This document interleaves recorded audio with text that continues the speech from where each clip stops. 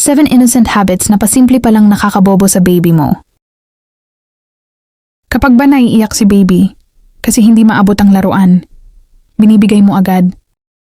O pinupunasan mo agad ng wet wipes ang mukha niya habang kumakain para hindi madungisan. Akala mo superhero ka, no? Ang plot twist, hindi po. Ang mga simpleng gawin na akala natin ay pagmamahal, tahimik palang pumipigil sa paglaki ng utak ng anak mo. Number 1. Agad na pagsaklolo o interrupted focus. Likas sa atin na ayaw nating makitang nahihirapan o umiiyak ang anak natin. Kapag may binuubuo silang Lego o sinusubukang gumapang tapos nairita, split second lang, andyan na agad ang kamay mo para tumulong. Bakit bawal? Ninanakaw mo ang pagkakataon nilang matutong mag-focus. Ang konting frustration o pagkabigo ay kailangan ng utak para maglabas ng hormone na nagpapatalas ng utak para mag-solve ng problema. The danger, kapag lagi mo silang sinasalo, ang natututunan ng utak nila ay, huwag ka nang sumubok, umiyak ka lang, may higanting kamay na gagawa niyan para sa'yo. Number 2. Pagkabihag sa mga baby containers. Salamat sa modernong panahon, may mga bouncer, walker, stroller at high chair. Ligtas si baby, kaya pwede tayong magkape o magluto. Pero kapag lumampas ng 2 to 3 hours sa isang araw na nakakulong sila dyan, delikado.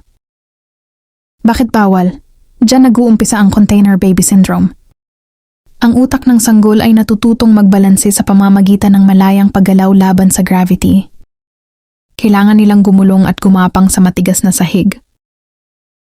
The reality, ang walker ay hindi nagpapabilis maglakad. Binabaliwala nito ang muscle memory at balance ng bata.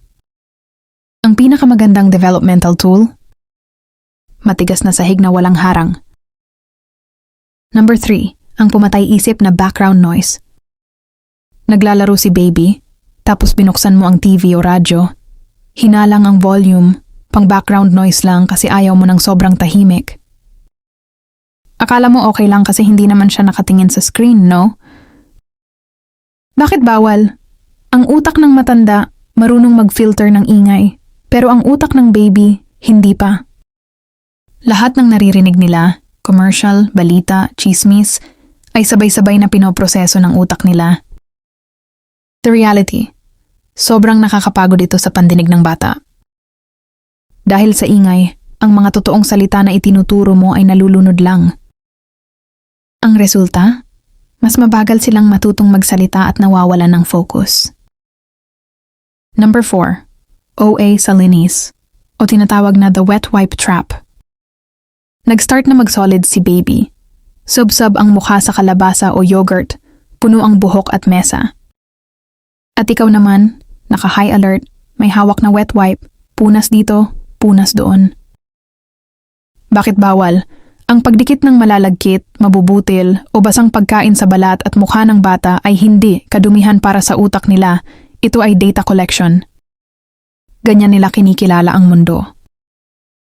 The reality. Kapag pinunasan mo agad, ang signal na natatanggap ng utak nila ay delikado tong malagkit, dapat matanggal agad.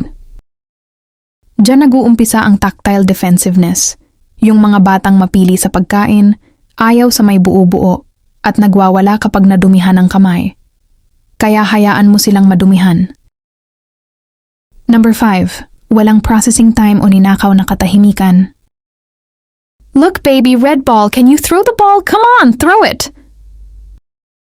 Tapos kapag hindi sumagot sa loob ng 2 segundo, daldal ka ulit, and throw it to mommy, go! Bakit bawal ito? Ang utak ng baby ay parang lumang computer na bago pa lang nagpa-process. Kapag nagtanong ka, kailangan nila ng 5 to 10 seconds para makarating ang tunog sa utak, maintindihan ito, at mag-utos sa kamay o bibig nila para sumagot. The reality, kung banat ka ng banat ng susunod na pangungusap, nare-reset ang utak nila. Parang nagka-crash ang system, kaya ang ending, hihinto na lang silang sumubok makipag-usap. Magtanong ka, tapos tumahimik ka ng 10 seconds. Maniwala ka, sasagot yan.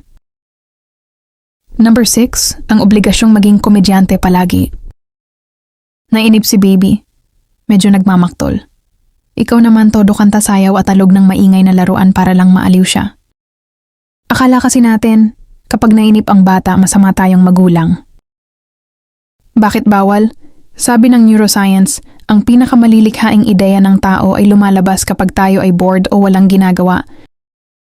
May tinatawag na default mode network sa utak na gumagana lang kapag nakatunga nga ang bata.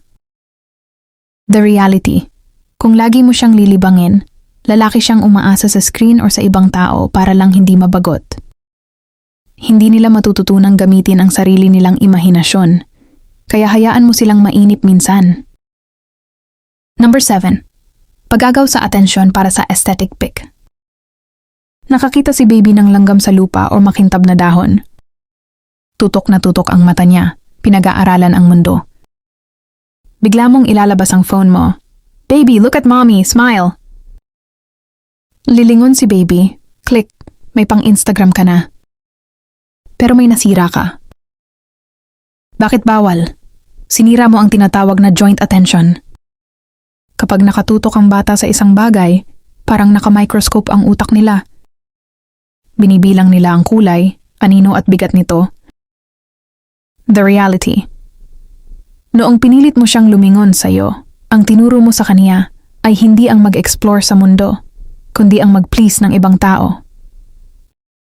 Ang tamang diskarte?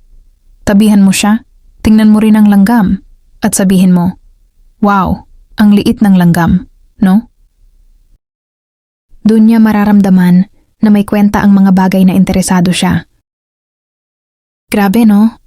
Ang dami pala nating maling akala sa pagpapalaki ng bata.